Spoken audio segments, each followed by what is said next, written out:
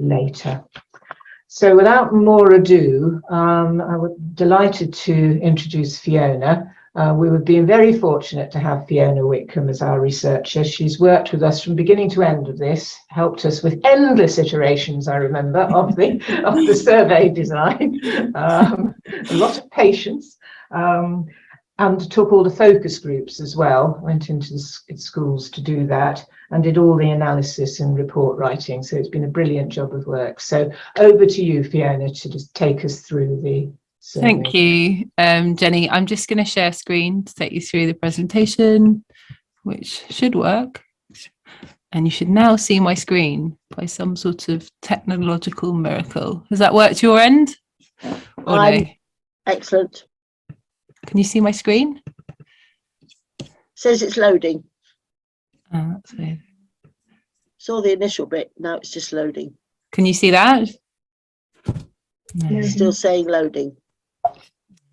Damn it. Yeah, it still says loading, Fiona. That's funny because it was fine earlier. No. Let me just stop sharing. You want to start again? Sorry, 1 second.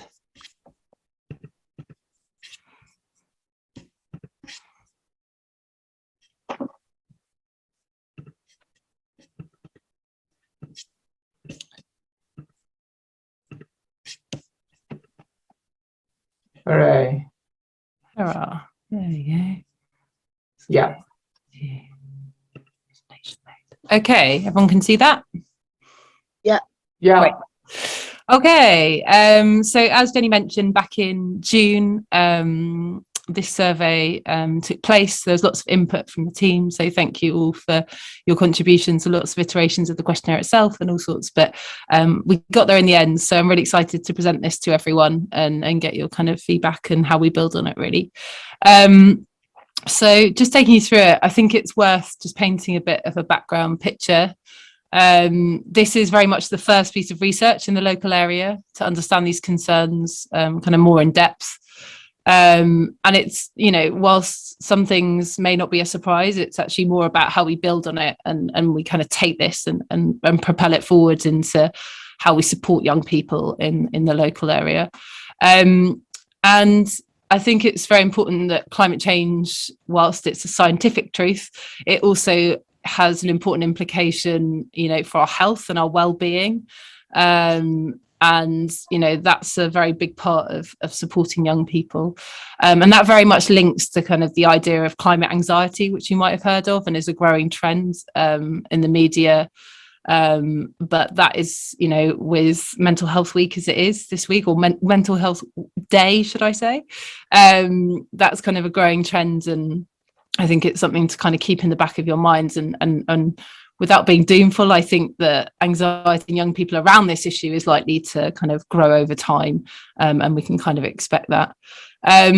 So as Jenny mentioned, a lot of the research in parallel kind of indicates some global research that we've looked at, that climate change is, you know, more of an issue for young people than it is for adults. And I think it's really important to always have that in the back of your mind. And it's very much evident in the kind of research that we did.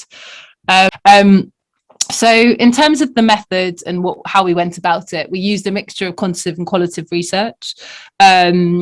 We had an online survey that went to 250, well, it went to more than that, but the aim was to get 250 people to fill out the survey, aged between 10 and 24.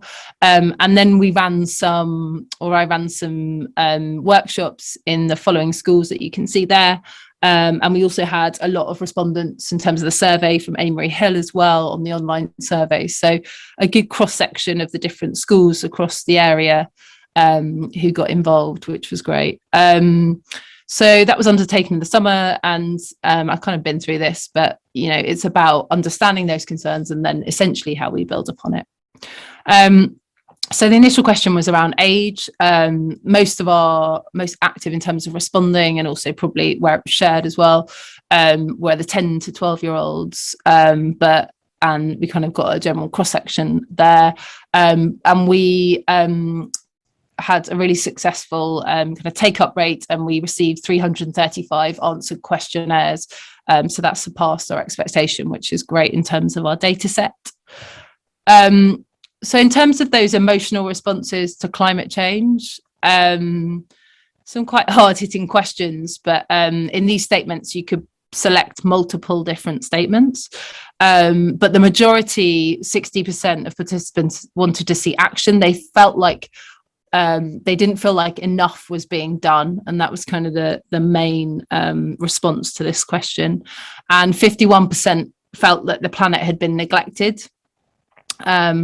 And 39 felt scared for their future. And obviously that kind of links in with the climate anxiety. And a small amount, I think it was, less than 5% felt like the problem was exaggerated. So this kind of gives you a feel of what they're thinking and feeling. And then it's specifically around emotions that were felt. And this is dominated by sadness, fear, and powerlessness, respectively, in terms of that order. And all of those emotions are linked to climate anxiety, which is quite sobering reading. I definitely found that quite a hard slide to look at. But I think also as part of the quote, one of the quotes that came up is, you can easily fall into a dark hole in which you feel there's nothing you can do.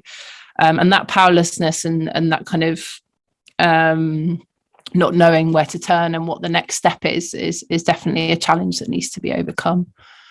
And for the qual groups, these were kind of the dominant feelings, which is a word cloud there, of betrayal, worry, disappointment. And obviously there's a quite negative in terms of how young people were feeling. I found this a really interesting response, but there in the qual group, we asked kind of an open discussion about what sort of things make you feel worse about climate change. And the news makes us feel worse about most things, but other things, obviously social media, Instagram.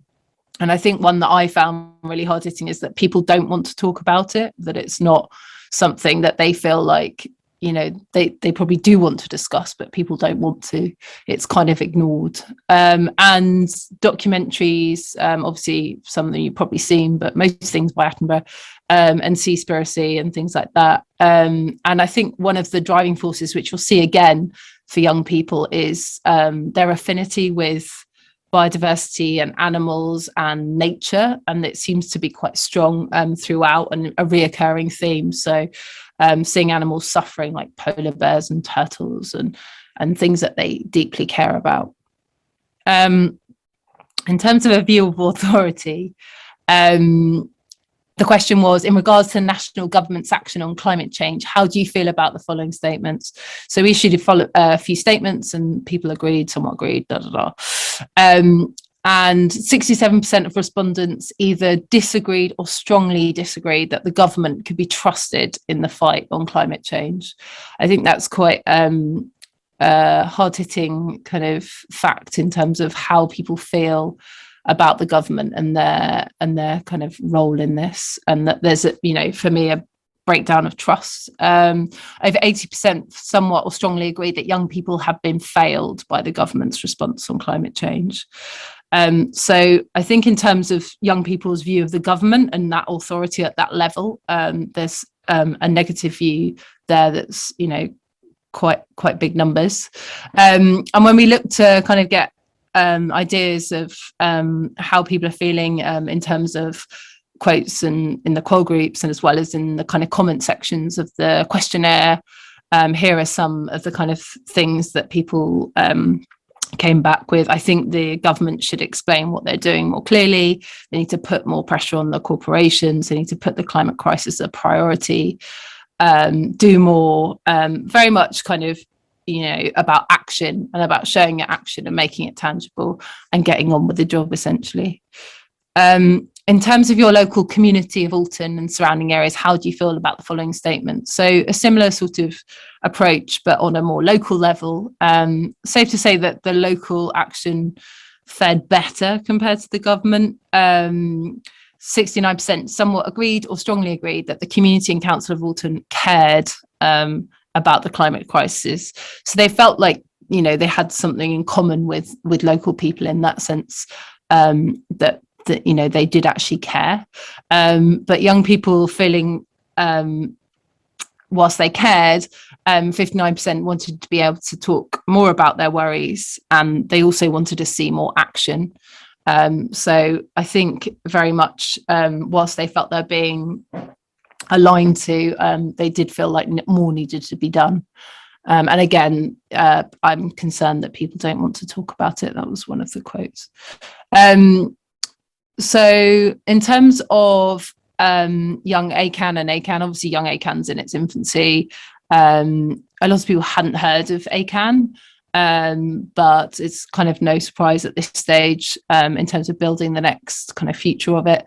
But that's something definitely we see as a kind of an opportunity to kind of grow that and develop it further. So in terms of action and what people were doing around the topic of climate change and what they thought we should be doing more of, currently, are you involved in any activities around climate change? So 82% of participants were not involved in any activities, which is a pretty high number, but that might not be because they've come across them. And those that were involved in things like litter picking, which came up a lot. So it's obviously quite a big thing in the local area. And eco-unions, which I imagine is quite heavily linked to the schools. And those are sort of the initiatives that were most popular or that people talked about the most in terms of their involvement. And for those that weren't involved in anything, the question came up, would you be interested in helping in local initiatives to help with climate crisis? And 62% of those that answered no to question 7 were keen to be involved. So it's such a massive opportunity that in that sense, that was, you know, nearly 200 people out of this whole survey that were keen to get involved in this. So the audience is there and they're kind of waiting to get stuck in. So it's, you know, kind of time to engage with them further. Out of this list of topics, which one would you be most interested in? So we gave participants a list of kind of topics that we worked closely with Lily on in terms of ideas for the future of young ACAN and stuff that they'd already done as well. And the top one that came up, which kind of links with this affinity with nature, is biodiversity. So focus on nature, woodlands and protecting biodiversity. So I think that was nearly around 70%. And the second one was reducing waste, and then food, agriculture, and then greener transport. So this sort of gives us a framework of where we might start in terms of what the priorities are and how we get engagement and also kind of an order of play for young people in the local area. So I think it's safe to say that climate anxiety is prevalent throughout young Alton community. And it is dominated by difficult feelings of sadness, fear and powerlessness, which are all believed to be linked to climate anxiety. There is a strong desire to see tangible action. Young people, and I'm sure it's the same for adults, need to feel that things are being done, that action is being taken, and that they're, you know, that is kind of people are on their side. There is a major distrust of the government in regards to addressing the issue of climate change. And I would go as far to say it's a complete breakdown of trust. But there's belief that the local community are aligned in their care of the planet, but certainly more action needs to be taken. And on a really positive note, there is a massive appetite for young people to be involved in this plan and to be part of it. And I think that's a really exciting kind of takeaway of how you move forward. And we know that the kind of main interests in terms of order are biodiversity, wildlife, litter, and reducing plastics in terms of initial ideas. In terms of action, which is what the whole organisation's about, I think number one is having the support available to talk about concerns. So in terms of that action, you know, local organisations needing to develop a programme of support for children to talk about climate change and also how to manage their anxiety. I think the reality of the issue of climate change is it will get more challenging for young people in this space, and no doubt that will play into kind of mental health challenges, and to have that support now to take them through and to kind of build up over time, I think is imperative to kind of the future of approaching this issue.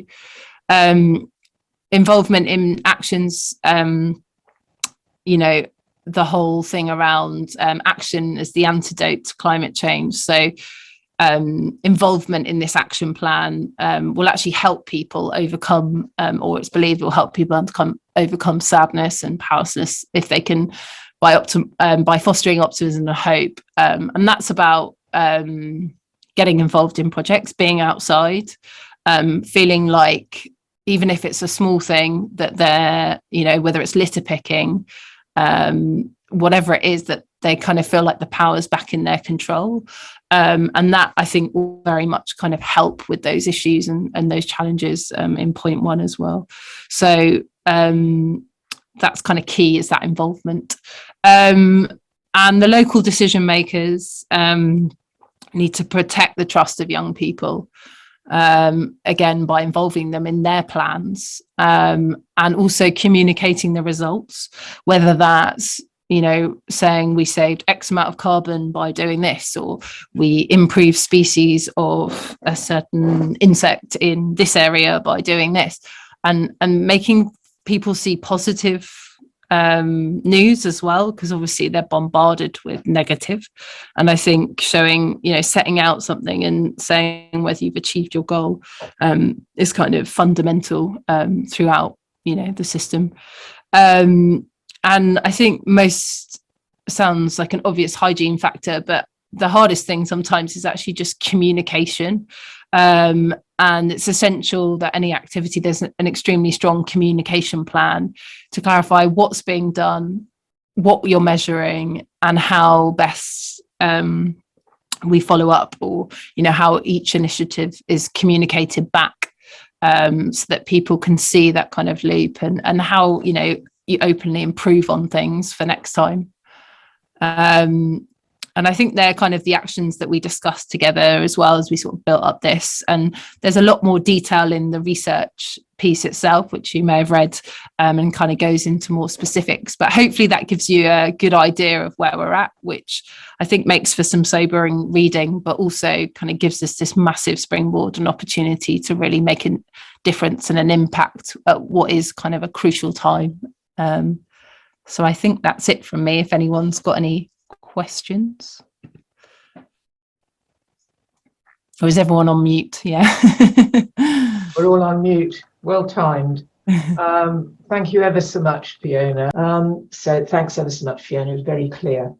I'm now going to introduce Scott Goodrick. Hi, Scott. Hello. ACAN has a neighbourhood action project, which is even newer than Young ACAN, started work in May. And Scott Goodrick is the project manager for that. And he's led and analysed 2 surveys, which are very, very directly relevant to tonight's event and act as validation, if you like, in some ways, and an extension of the young people, the Young ACAN survey. So one was a survey of younger children, and the other is a survey of adults. And Scott is just going to give us a whistle-stop tour through the results of that, which reinforce many of the same points. Thanks, Scott. Over to you. Thank you very much, Jenny. I'm just going to go ahead and share my screen. Can you all see it? Yeah. Okay, great. Yes, so within this project, Eco Streets, which is not a project that is specifically targeted at young people, but at the whole community in one ward of Alton, the White Down ward, we did these 2 surveys. One just a neighborhood door-to-door type survey with mainly grown-up people answering, and then one at the Butts Primary School with primary schoolers, which is quite interesting because it adds a little bit of a younger age group to the data. Our ages were 7 to 11. So quite nicely spread out here between the 8 and the 11-year-olds. And some of the results were quite comparable to the Young Akins survey. Some of the results weren't, which might be just this split between primary school and further education. But I'll come to that in a second. So we had 115 children that participated in the survey, which was a great success. And then with the adult survey, it was 120. So it's actually very comparable numbers as well. If we looked at the importance of climate change, it was quite the same between adults and children. Almost everyone was aware of that climate change as a very important or a quite important issue, or well, rather the question was, how important is it to you personally? So people are concerned about climate change. There were actually more grown-ups who said it was very important to them than the children. But I mean, when you're 8 years old, there's so many other things going on in your life as well. But there was this general awareness on the general level of concern was quite comparable. If we kind of looked at the intensity of worry on a scale from 1 to 5, where 1 was not at all worried and 5 was worried all the time or very extremely worried, you could see that the adults were sort of somewhere in the middle to slightly right of the middle, so they were quite worried. However, this intensity of worry was clearly more pronounced with the children. So there were very few children who would only worry a bit or were not at all worried. But there was way more children who were very worried about climate change. So I think it's safe to say that, like Fiona said, the intensity of climate anxiety is definitely stronger with young people than it is with adults, especially if you looked at the next step. What we asked the adults as well was, what is the impact of this preoccupation with climate change on your mental health? Interesting point here today on Mental Health Day. The results were quite stunning to myself. 74% of adults reported a minimal impact of the climate change issue on their mental health, which was, for me personally, mind-blowing that you can be very preoccupied about something and then it has zero impact on your mental health. Our working theory is that this shows that there's a certain lack of emotional impact. You know all the things with your head, you know it's an important issue, you do kind of worry about it because it's on the news a lot. You're aware it's going to affect you and your family, but you don't really have the emotional involvement that makes you really engaged. And I think this is exactly the disconnect that a lot of young people feel who are very emotionally involved with the issue of climate change, where they feel that they are not being heard or they're not being taken seriously by these adults who are somehow not impacted in their mental health at all by these climate change issues. So I think this could be one of the sort of illustrating this disconnect between the generations. This was quite clear also if you looked at the numbers, the generational differences in the level of worry, where 26%, so over a quarter of the children were on worry level 5, which was the highest level they could cross, whereas only 8% of the grown-ups were on this worry level 5. So you can clearly see that the anxiety is much higher with the children, whereas almost a quarter of the grown-ups was on worry level 1 or 2, and only 10% of the kids were. So that was just quite a stark picture that I think very much underpins what the Young Akins survey also came up with. Interestingly, when it came to awareness, and these are primary schoolers, we have to be aware of that, but it was interesting that there was a lot of uncertainty with the children if or if not the climate change would affect them or their families personally, whereas the adults were very clear about it. 80% of adults said, yes, it will affect me or my family personally. Over half of the children were unsure, even though a lot of them actually then talked about the heat wave and effects of that on nature or on themselves, without apparently realizing that these were actually effects of climate change they were already feeling. So I think there needs to be, Fiona mentioned communication. I think we need to communicate to these children that there is no question that they will feel the effects of climate change. It's unfair to leave them with this uncertainty. They have to know what they're dealing with so that they then are empowered to act upon this knowledge. They know, they have a lot of knowledge on climate change related issues. They know all the terminology. Even the 8-year-olds know about fossil fuels. I was stunned, but apparently there is just still this uncertainty about if the effect it will have on their lives. Looking at the main concerns, absolutely animals. Like Fiona said, there's a strong emotional connection to the natural world, one that with the children I think is still very much intact. Animals, plants, planet in general, they're more concerned about that than about their own future. And I think that there's a strong, also in the qualitative feedback that we got from the children, it became very clear that there is almost an instinctive knowledge that they have, that they are part of nature, and that they really value all of it. They don't only look at it from a human-centric point of view. They really care about the non-human part of nature. And this is something that seems to have been lost with a lot of grown-ups, and needs to be recovered. And I think here the children can be inspirational for the grown-ups as well, to recover this almost instinctive connection with nature. So there was a strong emotional connection to the non-human world, and I think this is a huge wealth to draw from when you on an emotional level listen to these children. Their opinions, and there was a divergence from the Young Akins survey. They did not feel powerless. That was uplifting. Maybe because they're still a bit younger. Maybe they're still a little bit more hopeful, or a bit more. They haven't been shown their boundaries yet, maybe in some ways. They were quite, we can all do our bit, we can make a difference, radical changes are needed, and the feeling that they need to do something was quite pronounced. They did not think it was already too late. They were frightened, but it wasn't one of the top answers, and I was really quite encouraged by that they did not feel powerless. They did feel that grown-ups are not doing enough. Also not one of the top 4 answers, but then the next one. So there was this feeling of the grown-ups should be doing more.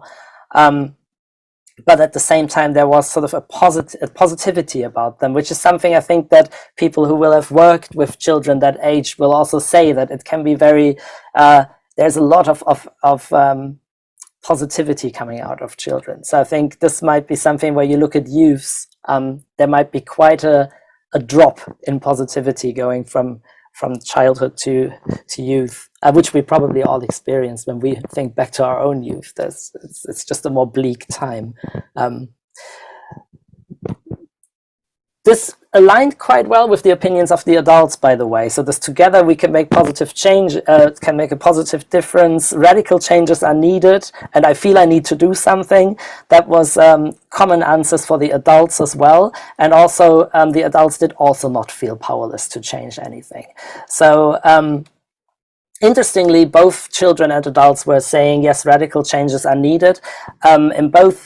In both cases, there was not really any discernible radical action regarding these radical changes that are needed. So there is this awareness that we need to make changes, but then most people, if you look at what they're actually doing, they recycle their drink cartons, and that's about it. I'm being a little bit harsh here, but it's generally, if we look at what people actually do, these are the children now. There were 37% of the children who said they followed a plant-based diet already, compared to 24% of the adults. So that was a good result, I thought. There's definitely a lot of reflection around that. 20% of the children also stated they participated in climate protests before, either in person or online, compared to only 9% of the grown-ups. Which is a very low level of action.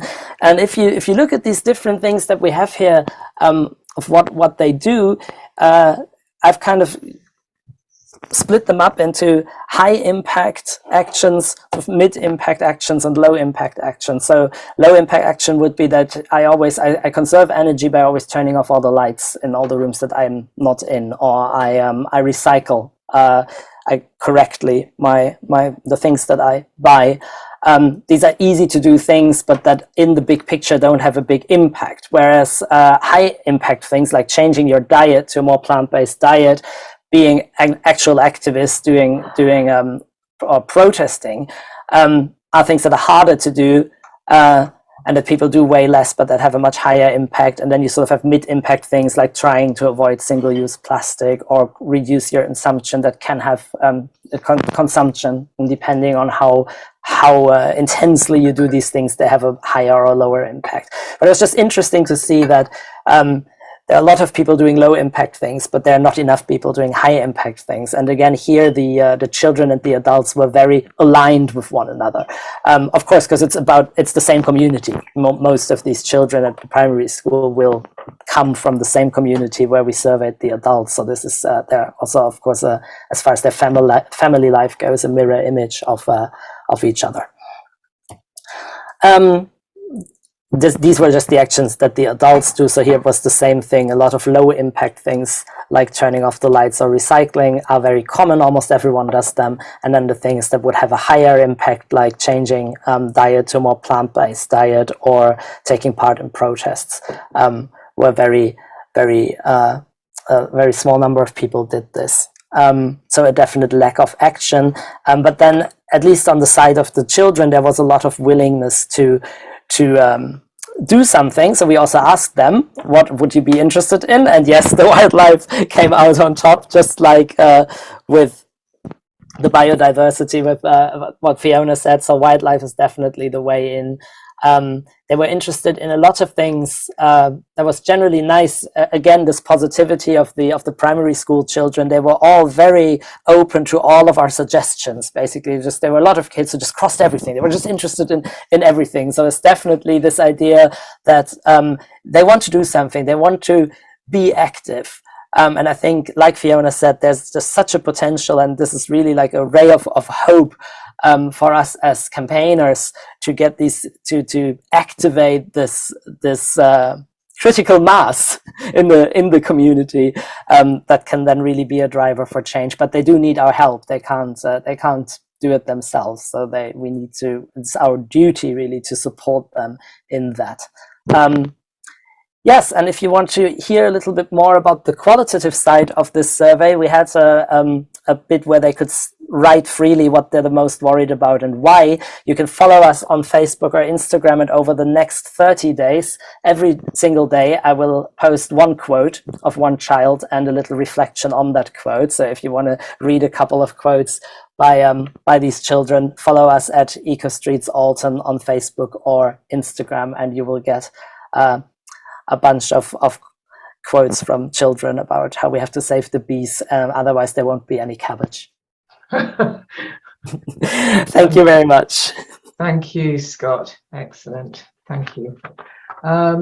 So I'm going to ask Lily to comment now from the perspective of a young person. The phrase, it's their future, comes directly from Lily, who talks about it's our future. And some of you will have read some of Lily's speeches over the last year, imploring us to take the views of children and young people seriously, which is why we're here. So Lily, do you want to pick up what you've heard? Are you using slides or just talking? No, I'm just going to talk. Oh, right. We are terrified. We are angry. We are desperate. But more than anything, we still have hope. It is this hope that has allowed us to come together today to discuss how exactly you can help young people. Because we cannot fix the world without your guidance, your teaching. It is imperative that now, more than ever, you allow us, young people, to speak freely on the issue of climate change, and that, most importantly, you listen with open ears. The results of the survey tell you explicitly how we feel: distrustful, worried, failed. So tell me, what are you going to do about it? I can give you my input as a young person on how I would have liked to have been taught, guided, and consoled by the adults around me. But it is up to you to implement the changes for the children under your care. So here is the list that I've decided to call the Take Initiative checklist. Point number 1, facilitate conversations. Whether it's across the dinner table, within a classroom, or stood on the grounds of a football pitch at an after-school club, talk to us. Children are very perceptive. We understand the essence of what's going on, even if we don't have the vocabulary to put it into words. So, give us the vocabulary. Or better yet, phrase your questions in a language we can actually understand. Climate science is difficult. The geopolitics of the issue even harder to comprehend, to the point where most adults don't even fully understand it. But putting content into a digestible format is what makes teachers, or people who work with young people, so crucial to our development. Point number 2, keep your door open. It is clear to me that access to mental health services is crucial. Young people generally are suffering, not just because of climate anxiety, but our survey has made it clear that climate anxiety is prominent and painful, so you must provide the services to combat it. So, keep your door open. This is an issue that, hopefully, is easy to relate to, and luckily for us, it has a, dare I say it, simple solution. Action, action, action. And, as well crafted as this speech is, point number 3 is about action opportunities. Clever, right? Having been given the opportunity to work within Young ACAN, I have experienced firsthand how well action works as a remedy for climate anxiety. There is no better feeling than having planted a seed and grown a tree with your own 2 hands. Metaphorically, or in the case of climate action, literally. Most, if not all of the schools have some form of eco-council.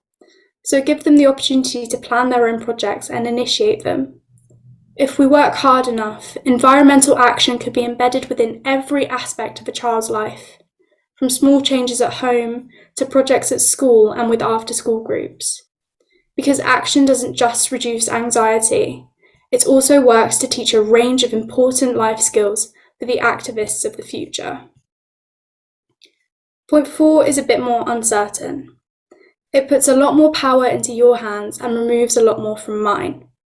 Perhaps it is this feeling of powerlessness that makes the 67% of children surveyed feel as though they can't trust our government to look out for them. Voting age is 18. Positions for young people within local councils or governing bodies are rare and often very limited. On this issue, we need you to speak for us. We need you to take our input, our feelings, our suggestions, and put them into action. To scale up the action of local governments, we need to facilitate conversations between young people and the people in power. Because I refuse to believe that we could not come to an agreement, that the people at the top would continue on as they are if they heard just how scared we are.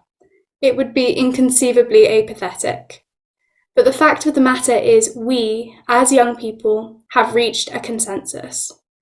Over 80% of us feel as though we are being failed as young people by our government. The statistics speak for themselves. This is not a case of you acting on our behalf. This is a case of collaboration towards a better future. We want to be involved, but as is the case for most young people, we have not been provided with the tools to get involved. So, think of yourselves as the tool suppliers, the wicks of climate action, and facilitate the growth of a new generation of activists. Thank you.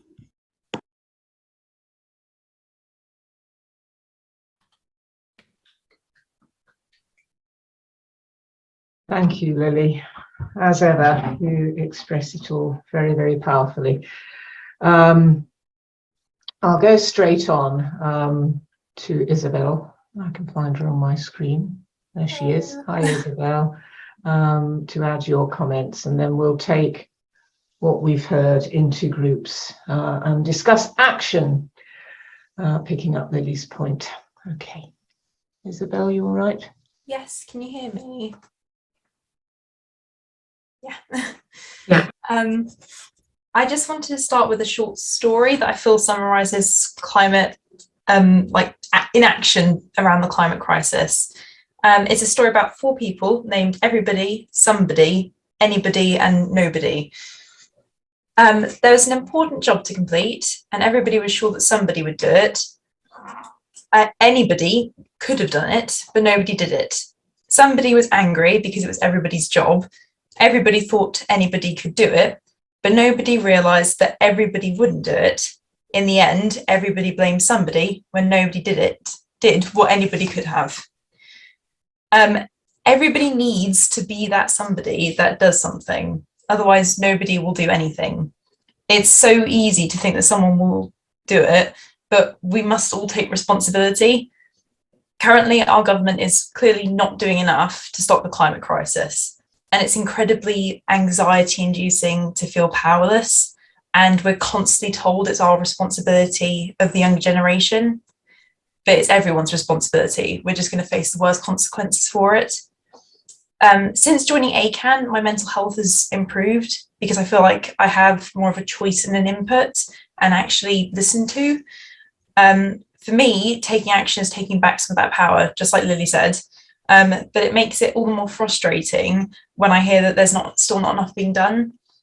There's increasing action in educational settings and on a community level. And it's important to look at how far we've come, but we still need to realise there's so much that still needs doing, and we need to carry on pushing forward. We need to take action as a community to create opportunities and make change. And we have to agree on a local level to make changes, otherwise there's never going to be a larger impact. Collectively, we can make sure it's not just left to nobody. Thank you.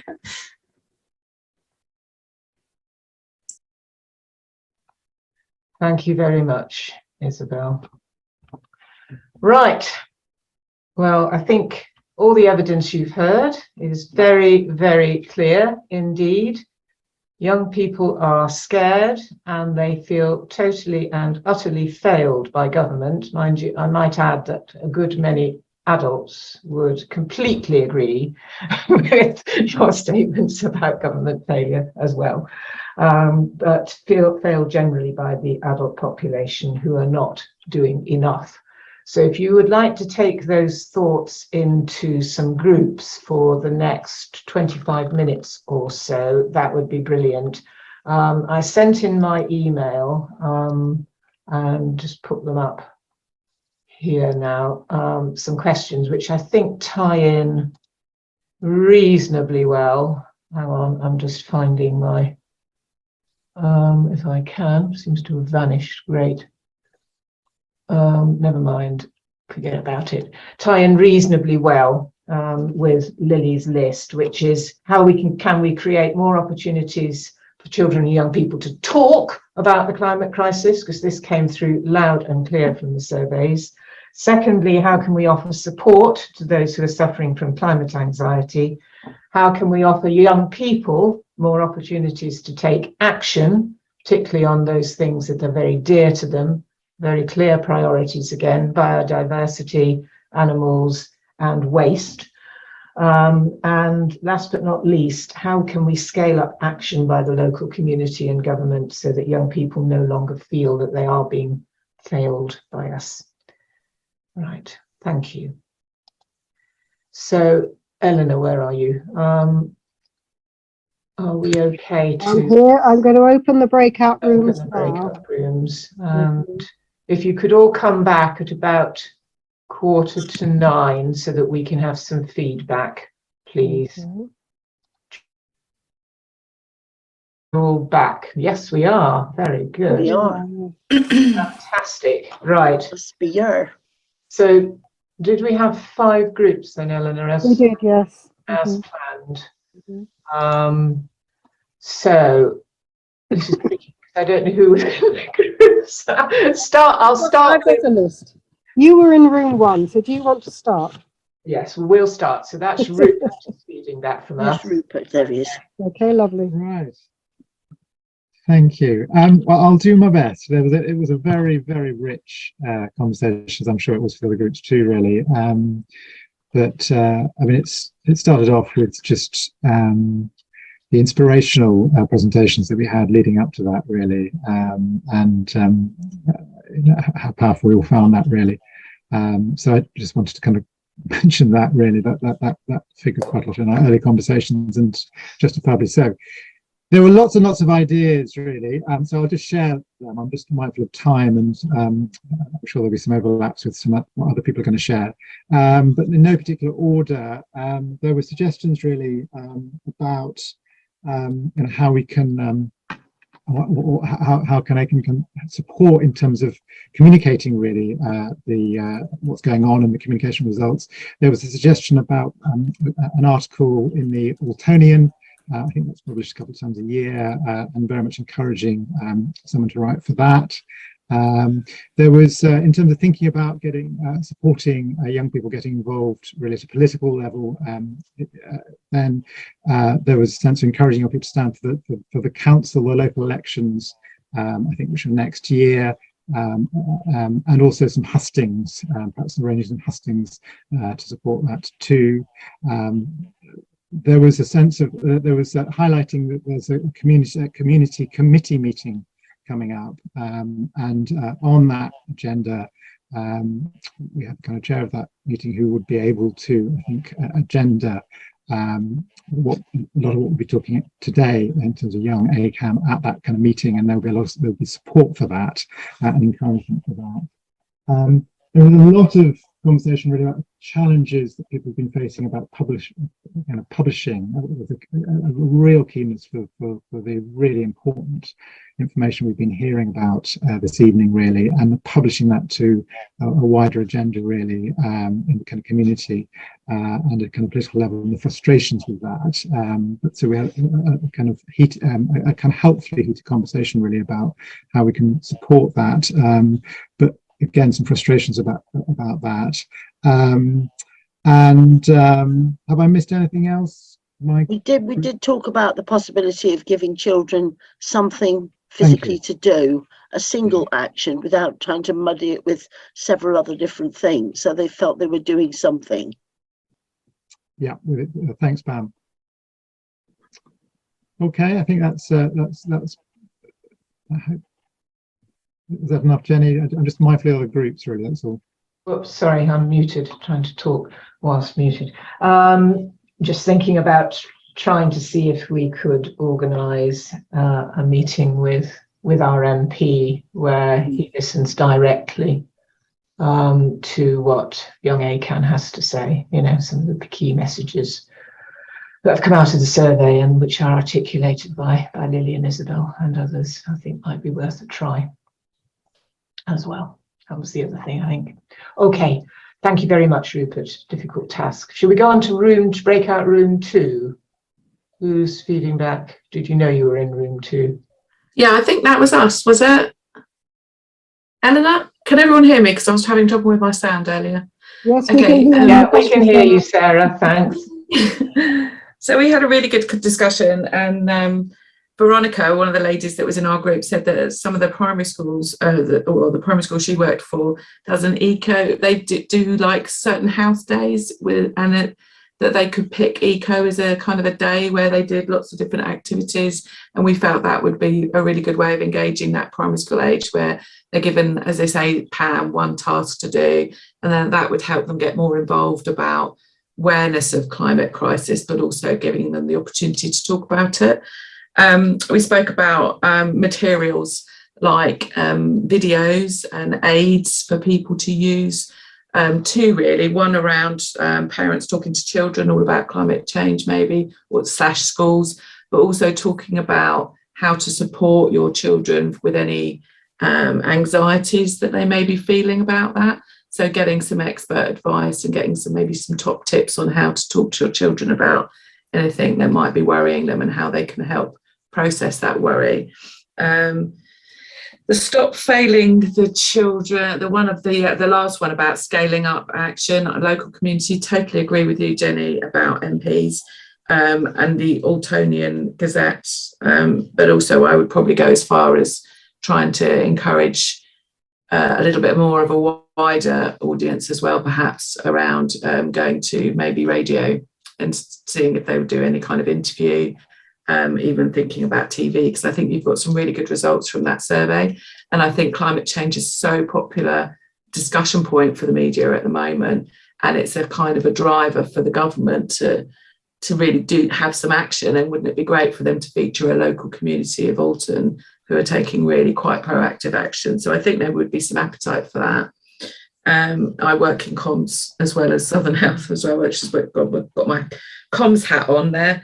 And I'm looking at doing a citizen assembly event that Eleanor suggested around, again, raising awareness within the local communities and local government. So trying to get on board your local councillors, your MP, and also some of the faith, maybe your local religious groups, like some of your faith churches and places like that are always good avenues to pursue with these kind of people, because that fits in quite well with their agenda. I think that was it from us. Eleanor, I'm looking at Eleanor because No, thank you very much. That was lovely. you fed me Thank with you. most of that, hopefully. Absolutely, yeah. And well done, Lily. Just want to say very well done, Lily, and Isabel, absolutely amazing, very passionate speeches that you made earlier. Thank you. Lily's involved, isn't she, with Southern Health? Yeah, she's a youth member on our board. Yeah. So yeah. That's a model actually that we can extend more generally, I think. Yeah, we're Right. always up for partnership working. So yeah. Absolutely. Okay, breakout room 3, please. Yes, that's me. I took some notes. I don't know if any of my colleagues also, if anybody else would like to talk, or shall I just try and muddle through my notes? So we commented, we had Isabel in our group, so we were able to speak to an expert on what it's like to be young, because some of us have forgotten. And we commented on how successful the schools conference was, and how something of that sort should definitely be repeated, as it involves staff and pupils and various different age groups. And in fact, Min, who did the cooking sessions and the food sessions there, would be very happy to teach people how to run cooking sessions of that sort, which might be something, Min, we might be very interested in taking you up on at some time. We were looking at all sorts of ways of getting the climate into the school curriculum, and also either for as part of what the kids are actually doing as their curriculum, or as members of a team here, which we're already doing to a very limited extent, going in there and delivering sessions. We've been told about somebody in Petersfield who has written a very comprehensive cross-curricular scheme, and is potentially writing a book as well. And we already have contact with somebody in Pecan that we've been organising some materials with. So that is definitely something that we could go with a bit further. And we thought maybe we could offer sessions at an inset day, or get parents in schools perhaps to help out leading sessions. So we need to get some key teachers, which I think we have got in some schools, to coordinate a team. And Isabel also mentioned that we may be able to do some talks in the college, which we haven't been able to do up till now. So we need to, questions 2 and 3, I think somebody said we need to sort of demonstrate that climate anxiety is actually a thing, and that people need to be able to know where to go to get help, and even signposting to the next level up if they need actual therapy, or you know, so to actually talk to somebody, a professional, about these matters. And we also talking about action. We were running seriously out of time and discussing action both in Alton, or perhaps going up to London, and emailing and writing to our MP, and that's as far as we got, really. Have I left anything out, team? Is there anything else I should be saying? No. Okay. That sounds really good, Finna. Sarah Reed from Southern Health made an offer earlier on to link us in with the local team. Is that right, Sarah? So that we can, in terms of offering support. So we'll pick that up after the meeting. Yes, I can do that. Yeah. Okay. Thank you. Right. Thank you very much.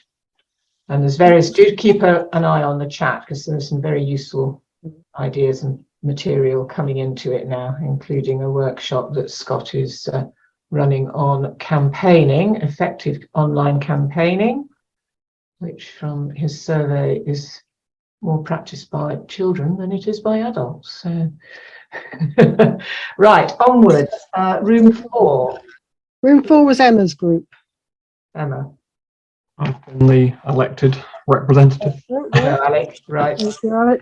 Yeah, so we had Emma, who's young ACAN. We had Eleanor from Damien Hines' office. Carl, headmaster of Alton School. Sarah from Alton Lions. Lily, young ACON ambassador, and on the youth board of Southern Health Trust, and me. On the first question of creating opportunities for young people to talk about the climate crisis, it was sort of discussed that, yeah, it's quite a societal issue of not talking about issues in general. Need to break sort of down that barrier. There was a question of whether climate change could be integrated into an already busy curriculum. I think Emma said that, you know, there is a lot of opportunity within subjects, within topics to discuss that. Sarah did offer, I think it was the men's shed, and they've got things like bird boxes and sort of resources that could be used for biodiversity, schemes. Carl sort of made the point of, you know, there's been enough talking, and actually the question needs to be, how can we help? How can we facilitate action? Which obviously come down to. Emma commented how brilliant, you know, children have been at coming up with ideas for working collaboratively, and you know, things like the eco fair. Children are very imaginative where adults potentially aren't. Carl offered space at the school, I think, to host meetings in future. Excellent.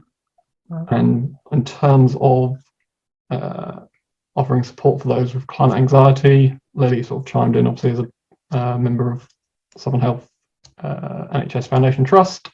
There's the iTalk and other online talking therapies that are available. I think the biggest thing is providing young people, or letting them know, signposting that those resources are there, and making sure they know how to find them.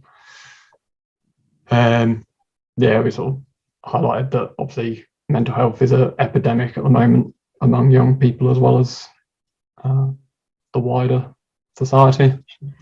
I sort of moving sort of into the next bit on the same topic. You know, one of the most powerful things for me and for a lot of people that I've spoken to for sort of climate anxiety has been taking action. So being able to give young people and anyone an ability, you know, to facilitate that action can really help with just the climate anxiety itself. Yeah. In terms of offering people opportunity, or young people to opportunities to take action, Eleanor sort of discussed from Damien Hines' office, and Damien Hines and MPs in general do listen to the letters they're receiving. They like to know what's been written about. It definitely makes a difference. And there's a potential there to facilitate a surgery, a discussion online, potentially in person, and maybe even to organise a tour of Parliament and a Q&A of some sort. And then so Sarah mentioned that she'd seen a school awards for environmental projects, and the it gave the example of Buddingham Palace, and the possibility of sort of constructing or designing, or involving young people in Alton with something like that in the local park, for example. And then on to how can we scale up action in the local community so that young people no longer feel they're being failed. Again, sort of giving them the opportunity to talk to local MP was given. I think mainly Lily spoke on this topic, we were running out of time, but facilitating meetings between local business owners and children in the community particularly, so they can bring their ideas and potentially be met with an element of realism from business owners, but also know that they're being heard. And then there was the idea of London's young mayors, where children, or an elected individual, if you like, is given a seat of power within the local community, and potentially bring in something like that here. Yeah. Have I missed anything? My team. Yeah. Perfect. All sorts of ideas there. Lovely ideas, yeah. Yeah, lovely ideas. Lots of great things, practical things to follow up on. And last but absolutely not least, group. Leslie's group. Leslie. Yeah, it's Kath Gerlach speaking for this one. Hi, So Kath. I'm told my internet connection's unstable, so if I disappear, apologies. I'm going to read the notes I wrote. So about creating more opportunities to talk about climate change, Scott referred obviously to his workshops, and that is not just poetry, it could be engaging all the arts as part of that, going into schools and not putting the pressure on already overburdened curriculums. Graham spoke about, talking is a two-way process. And so a group like this of like-minded people can become the forum to tackle the other questions that we raised tonight and help facilitate action. We wondered about, is there a forum wider than ACAN which could share with eco-unions, fairs, etc., networking being really important, and awareness, and then harnessing the actions. So connecting, allowing children to access pathways, making it really easy for them to know how to get from, whether it's within the school or a workshop, and then know where they could go in the local community to take action. Where do these things happen in terms of public spaces? Whether you have something like the farmers market and setting up somewhere where young people can come and see where they could sign up for a local action project. And, we spoke about how do we reach out. So how can we offer support for those with climate anxiety? And we carried on thinking a little bit more about schools and peer sharing. We know they have a lot on their plates, and more funding for projects to facilitate pathways, is something that could possibly help of people like Scott going into schools. And obviously Lily spoke so well about how her powerlessness that sense of powerlessness is relieved by activism, and that helps. So we have to turn what we're talking about all the time tonight into how do we facilitate action. And then we obviously inevitably talk of funding always comes into it. But if from tonight, perhaps we would identify somebody like Lily to state what a particular project that's needed, and that could be funded and supported by additional volunteers. So something was mentioned by Leslie tonight that if there's anybody here present who feels they could volunteer in ACAN to, let Jenny know. Looking about finding ways to hook into existing activities, no need to reinvent the wheel, we channel them into the community. Thinking about mapping activities and solutions. Again, another way of, people can see at local level what's needed and what's happening. And do East Hants, South Downs have a project coordinator who could be a person that can support people who might not be quite 18 yet, but who want to be involved in a project? And how can we scale up from local? we talked about the surface versus sewage, the big sort of national campaigns, which many young people who's frustrated, very frustrated, but can be expressed through national actions like that. We were talking about the recent conservation promises at national government level are all being broken. And so young people's voices are needed more than ever. And whilst I think we agreed that if we stay local, you create pressure from underneath, there's still ways that young people can get involved in national things. Say, for example, if through some of the groups like the RSPB, they're sending young people's voices through on the agricultural bill, which is so important at the moment, and that their voices are getting through to the politicians in that way. And maybe even specifically with the agricultural bill, we might even need a U-turn. A U-turn is possible, and that's what we spoke about. I also mentioned that online activism is also very powerful. On that, I just want to invite everyone to the workshop on effective online campaigning, which I will be hosting this Saturday evening at 7 p.m, but it will also be recorded and put on YouTube afterwards. But that is going to focus around finding your way through the plethora of online petitions and kind of channeling your energy into those that are the most directed and effective. Would you be up for repeating that at some future day? Yes, definitely. Yeah, so that we can have the dialogue.